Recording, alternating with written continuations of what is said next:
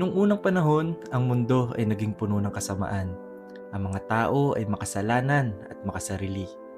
Tiningnan ng Diyos ang mundo at labis siyang nalungkot. Nagpasya siyang simulan muli ang sangkatauhan. Ngunit may isang tao na naiiba. Si Noe ay matuwid at lumalakad ng tapat sa Diyos. Sinabi ng Diyos kay Noe, "Ikaw ay matuwid sa aking paningin. Magpapadala ko ng malaking baha upang linisin ang mundo, ngunit ililigtas kita at ang iyong pamilya." Binigyan ng Diyos si Noe ng malinaw na tagubilin.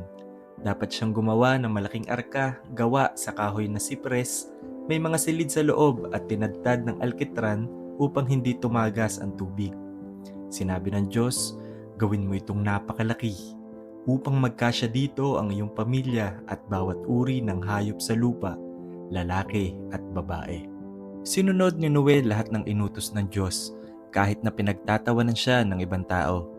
Taon-taon siya nagtrabaho at inihanda ang arka ayon sa tagubilin ng Diyos. Nang dumating ang takdang oras, sinabi ng Diyos kay Noe na dalhin ng mga hayop, magkakapares, ang mga leon, tupa, agila, elepante, ahas at maya. Lahat ay dumating na tila ginagabayan ng kamay ng Diyos. Isinara ng Diyos ang pinto.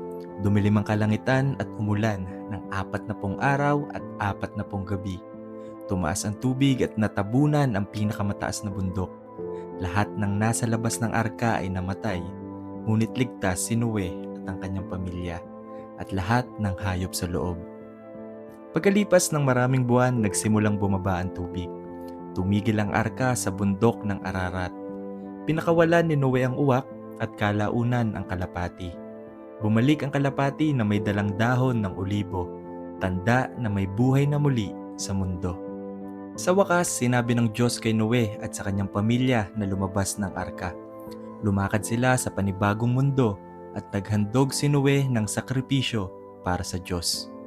At gumawa ang Diyos ng pangako, "Hindi ko na muling sisirain ang lahat ng bagay sa pamamagitan ng baha. Itinatag ko ang bahaghari sa ulap bilang tanda ng aking tipan sa akin at sa lahat ng nilalang." Tumingala si Noe sa makulay na bahaghari sa langit, simbolo ng awa, pag-asa at katapatan ng Diyos. At nagsimula muli si Noe at ang kanyang pamilya ng bagong buhay sa mundo. Isang buhay na tapat sa pangangalaga ng Diyos.